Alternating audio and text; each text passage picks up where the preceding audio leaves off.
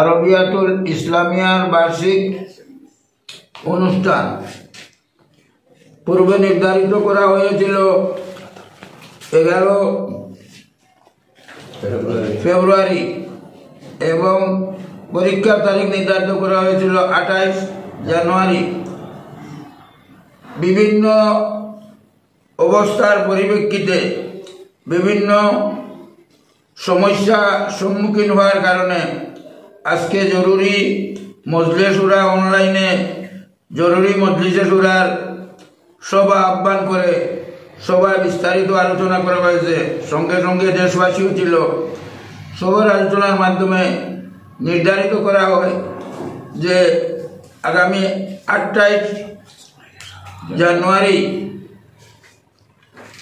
খতমে বুখারী তথা দস্তারবন্দির জলসা অনুষ্ঠিত হবে এবং 11 ফেব্রুয়ারি উত্তর পূর্ব ভারতে মাহতুশরীয় নদাতুত তামিরের বাৎসরিক পরীক্ষা যেটা প্রতিযোগিতামূলক সেটা অনুষ্ঠিত হবে।